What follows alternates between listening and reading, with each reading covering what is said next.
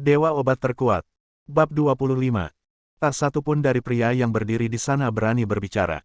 Aku bertanya padamu, siapa yang melakukannya? Siapa yang melumpuhkan anakku? Gao Fei menamparkan wajah salah satu dari mereka dengan tamparan, saya meminta Anda untuk melindungi Tuan Muda. Apakah ini cara Anda melindungi Tuan Muda?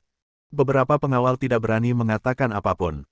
Itu jelas Gao Cheng dan mereka tidak diperbolehkan untuk mengikuti. Ada kilatan rasa dingin di mata Beben Fei, dan garis-garis merah memenuhi bola matanya. Itu pasti ada hubungannya dengan Ye Qiansui. Dia mengertakkan gigi dan berkata, dia dan Ye Qiansui sudah benar-benar bertengkar.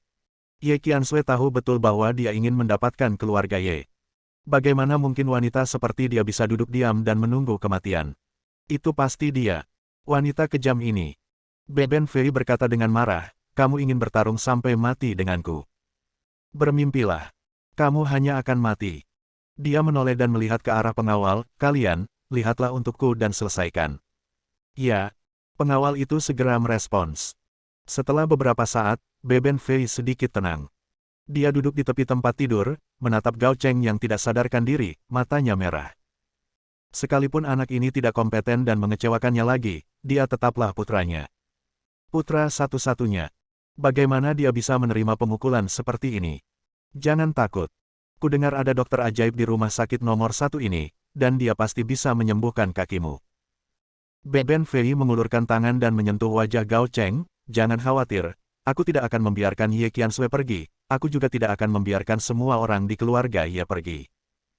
Cahaya kejam berangsur-angsur mengembun di matanya, sama kejamnya dengan bintang dingin, membuat orang gemetar hanya dengan melihatnya. Beben Fei mengeluarkan ponselnya dan segera memutar nomor. Kalian sudah lama mempersiapkannya, apakah bisa digunakan sekarang? Mendengar jawaban di ujung telepon, Beben Fei mengangguk, ayo kita lakukan. Karena Ye Qiansui tidak tahu harus berbuat apa, biarkan dia mati dalam kesakitan dan keputusasaan. Malam yang hening. Ye Qiansui bangun pagi-pagi sekali, matanya sedikit merah. Dia tidak tidur sepanjang malam. Apa yang terjadi kemarin? Dia masih belum bisa bereaksi terhadap momen ini. Lin Yi berubah. Perubahannya begitu besar sehingga dia bahkan tidak bisa membayangkannya. Sulit baginya untuk menggabungkan Lin Yi, yang sangat kuat dan mendominasi, dengan Lin Yi yang lemah di masa lalu yang masih perlu dilindungi sendiri. Ini jelas adalah dua orang. Memikirkan apa yang dia katakan ketika dia menjemput Lin Yi dari penjara hari itu, Ye Qiansui merasa wajahnya menjadi sedikit panas. Dia berkata bahwa dia ingin melindungi Lin Yi dan membalas kebaikannya 6 tahun lalu, tapi sekarang, tampaknya Lin Yi masih melindungi dirinya sendiri dengan segala cara. Pagi. Ye Qiansui masih memikirkan sesuatu ketika suara Lin Yi terdengar di telinganya. Dia mengeluarkan suara terkejut dan mengangkat kepalanya, matanya sedikit bingung. Pagi. Lin Yi mengangguk, tapi tetap tidak banyak bicara, dia langsung berjalan ke dapur dan bertanya pada Wu Ma makanan enak apa yang dia makan di pagi hari. Penampilan santai dan santai itu sama sekali tidak memperlakukannya sebagai orang luar. Ye Qiansui, sebaliknya, merasa sedikit tidak wajar dan ragu-ragu untuk waktu yang lama. Dia ingin bertanya pada Lin Yi apa yang terjadi kemarin, tapi dia masih tidak berani berbicara. Setelah sarapan, Lin Yi keluar untuk mengemudi. Bukankah kamu harus pergi ke rumah sakit untuk bekerja hari ini? Ye Qiansui bertanya. Tidak butuh. Lin Yi berkata dengan santai, Dr. Zhuo akan menelepon saya jika perlu. Dia bukanlah asisten sungguhan, apalagi seorang sopir. Zhuo Qianqiu tidak berani mengganggunya jika dia tidak melakukan apa-apa. Hari ini, dia bisa menjadi sopir Ye Qiansui. Lin Yi mengemudi untuk membawa Ye Qiansui ke rumah Ye. Keduanya naik ke atas dan tiba di perusahaan. Ye Qiansui secara alami memancarkan energi yang kuat dan sepertinya tiba-tiba kembali ke dewi bisnis yang dingin. Lin Yi tidak punya kantor, jadi dia duduk santai di ruang tunggu. Di area kantor tidak jauh dari sana, orang-orang sesekali menoleh dan berbisik. Apakah dia anak jalanan yang diadopsi oleh keluarga Tuan Ye? Ya, kudengar dia baru saja keluar, jadi jangan dekat-dekat dengannya. Sepertinya dialah yang mengkhianati rahasia bisnis Ye saat itu dan hampir menyakiti Ye. Tuan Ye masih menyimpan orang seperti itu. Meskipun suaranya sangat kecil, pendengaran Lin Yi sangat kuat sehingga dia tidak dapat melewatkan satu kata pun. Tapi, dia tidak peduli. Setelah mengalami begitu banyak pasang surut, bahkan melakukan perjalanan antara hidup dan mati berkali-kali, Lin Yi menganggap enteng semuanya. Yang memahaminya tidak perlu menjelaskan, dan yang belum memahaminya tidak perlu menjelaskan. Di kantor Ye Qiansui. Tuan Ye, apakah akan berdampak buruk jika dia datang ke perusahaan? Sekretaris Xiao Zhao dengan hati-hati mengingatkan Ye Qiansui. Kemunculan Lin Yi di rumah Ye membuat banyak orang merasa jijik. Pengkhianatan Lin Yi terhadap rahasia dagang Ye saat itu bukanlah rahasia lagi. Dia mengkhianati keluarga Ye dan merupakan pendosa dari keluarga Ye. Tuan Ye, apakah Anda masih bersedia memaafkannya? Ye Qiansui sedikit mengernyit. Lin Yi tidak mengkhianati Ye. Dia mengetahuinya lebih baik dari siapapun. Dia bukan orang berdosa Ye. Ye Qiansui langsung berkata, sebaliknya, dia menyelamatkan Tuan Ye. Sekretaris Xiao Zhao tertegun sejenak, jelas tidak menyangka Ye Qiansui akan mengatakan itu. Tanpa Lin Yi, keluarga Ye akan menghilang 6 tahun lalu. Apakah kamu mengerti? Xiao Zhao menatap mata Ye Qiansui yang dalam, menarik napas dalam-dalam dan mengangguk.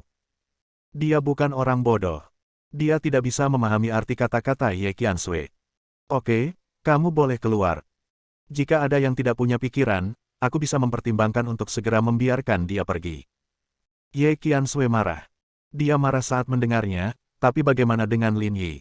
Dia telah memikul begitu banyak hal. Dia tidak hanya menderita di penjara selama 6 tahun atas namanya, tetapi sekarang setelah dia kembali, dia harus menderita karena tatapan dingin dan ejekan orang lain. Dia telah menderita begitu banyak keluhan, tapi dia tidak pernah mengeluh pada dirinya sendiri atau menyalahkan dirinya sendiri. Dia bahkan tidak pernah melihat sedikit pun kesedihan di wajah Lin Yi. Dia selalu peduli dan melindungi dirinya sendiri. Emosi Ye Qiansui sedikit rumit dan sulit berkonsentrasi pada pekerjaannya. Dia berdiri dan berjalan ke jendela dari lantai ke langit-langit, memegang bahunya dengan tangan, melihat ke kejauhan, tetapi matanya tidak fokus. Pada saat yang sama, di lantai bawah gedung Ye Group, sebuah mobil dinas dengan tulisan, pemeriksaan kesehatan, di pintunya diparkir di pintu gerbang. Percepat. Keluar dari mobil. Cepat, ikut aku. 5 atau 6 orang masuk ke aula dengan cepat. Tanpa menunggu orang-orang di meja depan datang, pemimpin itu berkata dengan dingin, mereka juga harus diselidiki. Setelah mengatakan itu, dia meninggalkan 2 orang dan segera membawa sisanya ke dalam lift dan langsung menuju ke lantai paling atas. Huang Fang, sudah lama ku bilang padamu. 30 tahun di Hedong dan 30 tahun di Heksi. Jika kamu mengikutiku sekarang, aku tidak akan membiarkanmu dianiaya. Pemimpinnya mencibir, ketika kamu menjadi penjaga penjara, Ye Qiansui lah yang menindasmu, kan? Hari ini, kesempatan telah tiba. Aku akan membawamu kembali ke tempatmu sekarang. Kapten Luo, terima kasih banyak. Huang Fang sangat gembira, sialan, Ye Qiansui begitu sombong dan sombong saat itu.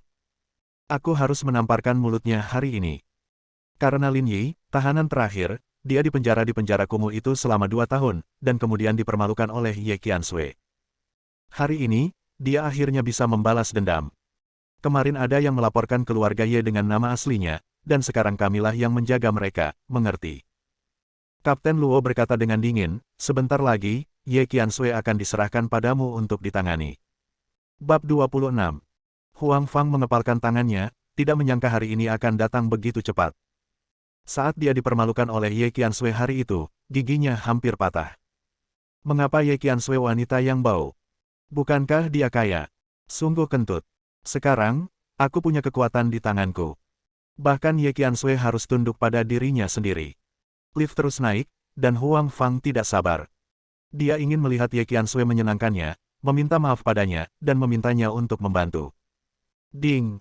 Ketika lift mencapai lantai paling atas, Huang Fang adalah orang pertama yang keluar. Dengan Kapten Luo mendukungnya di belakangnya, dia merasa tidak takut saat ini. Bisakah kamu melihat? Menyingkir. Seseorang berbicara, tetapi Huang Fang sama sekali tidak sopan. Dia langsung memarahi dengan wajah tegas, biarkan Presiden Ye Qiansui keluar. Terima penyelidikannya. Suaranya sengaja dibuat keras agar semua orang di area kantor bisa mendengarnya. Perasaan ini sangat bagus. Halo semuanya, saya tidak tahu apa hubungan Anda dengan Tuan Ye. Sekretaris Xiao Zhao mendengar keributan itu dan berjalan cepat, sedikit mengernyit. Dia melihat seragam orang-orang ini, tetapi dia belum pernah melihat orang-orang ini naik ke atas dengan kekuatan seperti itu. Siapa kamu? Huang Fang mencibir, sudah kubilang padamu untuk membiarkan Ye Qiansui keluar dan bekerja sama dalam penyelidikan kami. Jika semuanya tertunda, kamu tidak mampu menanggung konsekuensinya. Ekspresi Xiao Zhao berubah. Nada suara Huang Fang terlalu agresif, sepertinya masalahnya tidak sepele. Dia tidak mengatakan apapun dan segera berbalik dan pergi ke kantor Ye Qiansui. Kapten Luo, apakah ini baik-baik saja? Huang Fang menoleh dan bertanya dengan suara rendah.